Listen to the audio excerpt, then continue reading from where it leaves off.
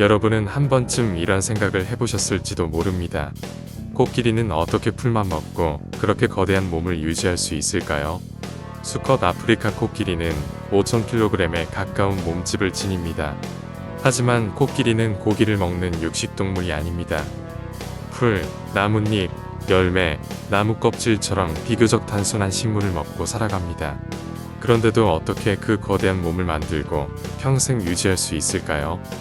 이 질문은 단순한 호기심이 아닙니다.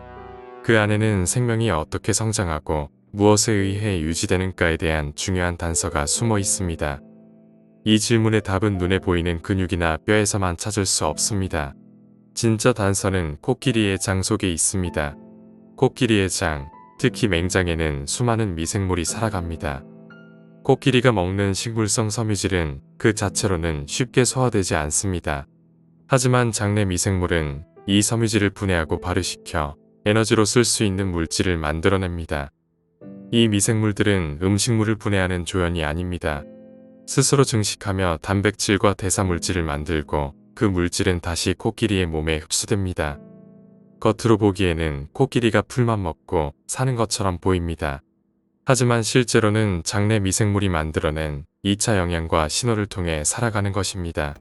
이 지점에서 우리는 중요한 사실을 깨닫습니다. 생명체는 결코 혼자 존재하지 않습니다.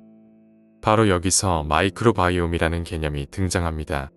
마이크로바이옴은 단순히 우리 몸 안에 어떤 미생물이 있는지를 뜻하지 않습니다. 그 미생물들이 어떤 기능을 하는지, 서로 어떻게 상호작용하는지, 그리고 그 결과가 우리 몸에 어떤 영향을 주는지까지 포함하는 개념입니다. 즉, 마이크로바이옴은 미생물의 목록이 아닙니다. 살아 움직이는 기능적 네트워크입니다. 우리 몸에는 수십조 개의 미생물이 존재합니다. 장, 피부, 입, 폐, 비뇨생식기마다 서로 다른 미생물 생태계가 있습니다. 그중 가장 중요한 곳이 장입니다. 장내 미생물은 우리가 먹은 음식을 해석하고 대사물질을 만들고 면역을 조절하고 염증과 에너지 대사, 심지어 뇌 기능에까지 영향을 줍니다. 우리가 먹는 음식은 단순히 사람 세포의 연료가 아닙니다. 그 음식은 먼저 장내 미생물에게 도착합니다. 인간의 소화효소로는 잘 분해되지 않는 식이섬유도 장내 미생물은 발효시켜 짧은 사슬지방산 같은 중요한 물질로 바꿉니다. 이 물질들은 장 점막을 보호하고 염증을 조절하며 에너지 대사에도 관여합니다. 즉, 음식은 우리 몸에 직접 작용하기도 하지만 미생물이라는 번역기를 거쳐 전혀 다른 생물학적 신호로 바뀝니다. 우리가 무엇을 먹느냐는 단순한 영양 선택이 아닙니다. 우리 몸속 생태계에 어떤 언어를 가르칠 것인가의 문제입니다. 20세기 생명과학은 인간을 이해하기 위해 DNA에 집중했습니다. DNA는 생명의 설계도이고 그 안의 정보가 단백질을 만들고 단백질이 우리 몸의 구조와 기능을 만든다고 생각했습니다. 그 정점이 인간 유전체 프로젝트였습니다.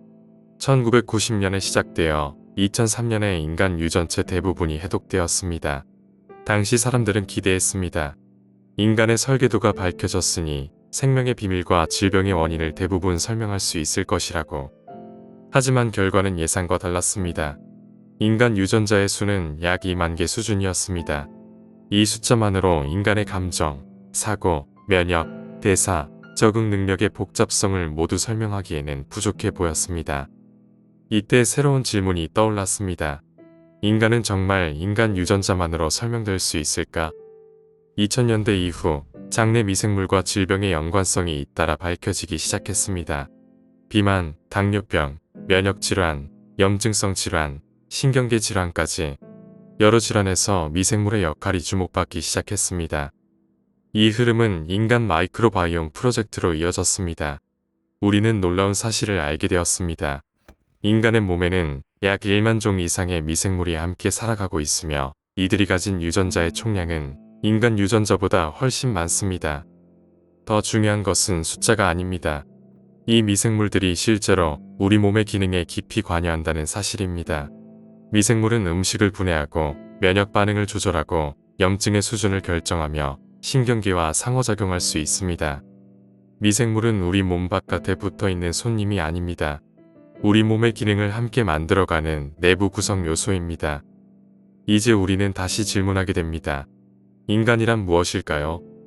과거에는 인간을 DNA를 중심으로 이루어진 독립적인 개체로 이해했습니다. 하지만 이제 그 정의는 달라지고 있습니다. 인간은 단순한 개체가 아닙니다. 인간 세포와 미생물이 함께 만들어낸 복합 생명 시스템입니다.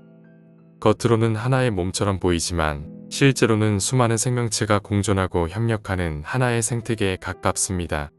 이 생태계 안에서는 끊임없이 정보가 오가고 신호가 전달되며 균형이 유지됩니다. 건강과 질병도 이 관점에서 새롭게 보입니다. 질병은 특정 장기 하나의 고장만이 아닐 수 있습니다. 인간과 미생물이 함께 만든 생태계의 균형이 무너질 때 나타나는 현상일 수 있습니다. 이제 질병을 조금 다른 관점에서 볼 수 있습니다. 우리는 보통 질병을 구조적인 문제로 생각합니다. 혈관이 막히거나 세포가 손상되거나 장기의 기능이 떨어지는 것처럼 눈에 보이는 변화에 집중합니다. 하지만 그보다 앞서 보이지 않는 변화가 먼저 일어납니다. 바로 신호의 변화입니다. 우리 몸은 물질 덩어리가 아닙니다. 끊임없이 정보를 주고받는 시스템입니다. 세포는 서로 신호를 주고받으며 언제 성장할지, 언제 멈출지, 언제 회복할지, 언제 면역 반응을 일으킬지를 결정합니다. 신호가 정확하면 몸은 안정됩니다. 하지만 신호가 어긋나면 몸 전체의 방향이 서서히 바뀝니다. 질병은 몸이 갑자기 망가져서 생기는 것이 아니라 잘못된 신호가 반복되며 몸 전체가 그 방향으로 이동하는 과정일 수 있습니다. 이 신호를 바꾸는 가장 중요한 요소 가운데 하나가 음식입니다. 음식은 단순한 칼로리 공급원이 아닙니다. 우리가 무엇을 먹느냐에 따라 장내 미생물 구성이 달라지고 미생물은 그 변화에 따라 전혀 다른 신호를 만들어냅니다. 가공식품과 고당 시기를 지속하면 염증을 유도하는 미생물이 증가할 수 있습니다. 이들은 몸에 이렇게 말합니다. 지금은 위험합니다. 방어를 유지하십시오. 염증을 계속 켜두십시오. 반대로 식이섬유와 자연식 중심의 식단은 균형 잡힌 미생물 생태계를 유지하게 합니다. 이때 미생물은 다른 메시지를 보냅니다. 안정하십시오. 회복하십시오. 균형을 유지하십시오.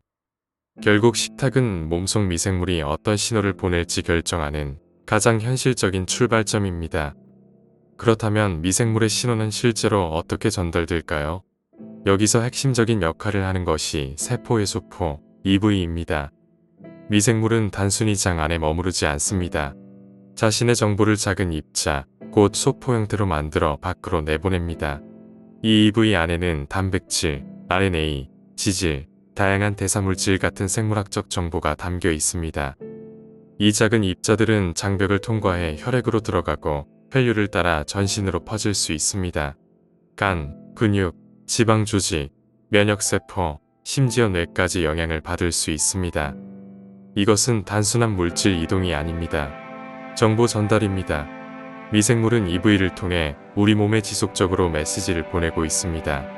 그리고 그 메시지가 우리의 생리 상태를 결정하는 중요한 요소가 됩니다.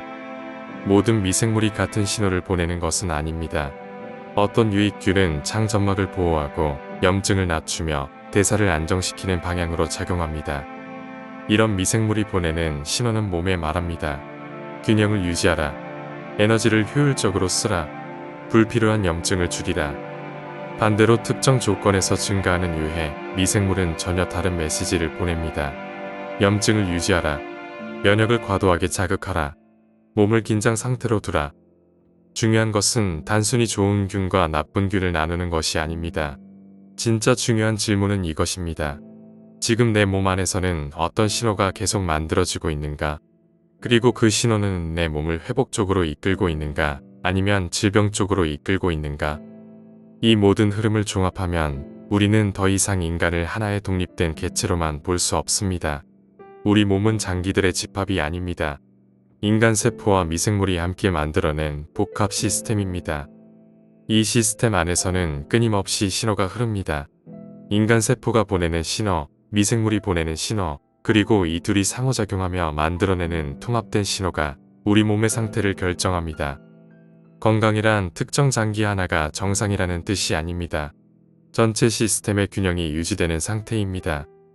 반대로 질병은 어느 한 부위의 고장이 아니라 이 집단적 네트워크의 균형이 깨진 상태라고 볼 수 있습니다. 인간은 하나의 생태계입니다. 이제 우리는 마이크로바이옴을 전혀 다른 시선으로 바라볼 수 있습니다.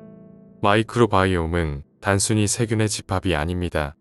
각각의 미생물이 따로 움직이는 느슨한 무리도 아닙니다. 수많은 미생물이 서로 소통하고 환경에 반응하며 우리 몸과 끊임없이 정보를 주고받는 유기적인 네트워크입니다. 이 네트워크는 마치 하나의 지성처럼 작동합니다. 우리가 음식을 먹으면 그 음식은 단순히 소화되는 것이 아닙니다. 먼저 미생물 생태계에 의해 해석됩니다. 어떤 영양소는 특정 미생물을 증가시키고 어떤 환경은 특정 기능을 활성화하며 그 결과 만들어진 신호가 우리 몸 전체에 전달됩니다. 마이크로바이옴은 단순히 반응하는 것이 아닙니다. 상황을 읽고 균형을 맞추며 전체 생명 시스템을 조율하는 집단적 의사결정 시스템에 가깝습니다. 그런 의미에서 마이크로바이옴은 생명의 집단 지성입니다. 우리는 그동안 건강을 이렇게 생각해 왔습니다. 내 몸을 어떻게 관리할 것인가? 하지만 이제 질문은 바뀌어야 합니다. 내 몸 안의 생태계는 어떤 상태인가? 그 생태계는 지금 어떤 신호를 만들어내고 있는가? 마이크로바이옴은 우리 몸 안에 사는 보이지 않는 동반자입니다. 그들은 우리가 먹는 음식에 반응하고 우리의 면역과 대사, 감정과 회복력에 영향을 줍니다. 건강은 인간 혼자 만드는 것이 아닙니다.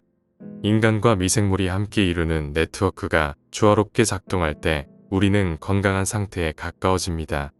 반대로 질병은 이 집단 지성의 균형이 무너지고 잘못된 신호가 과도하게 지속될 때 나타날 수 있습니다. 오늘의 마지막 문장은 이것입니다. 인간은 혼자가 아닙니다. 우리는 미생물과 함께 살아가는 생태계이며 마이크로바이옴은 그 생태계 안에서 생명의 방향을 조율하는 집단 지성입니다.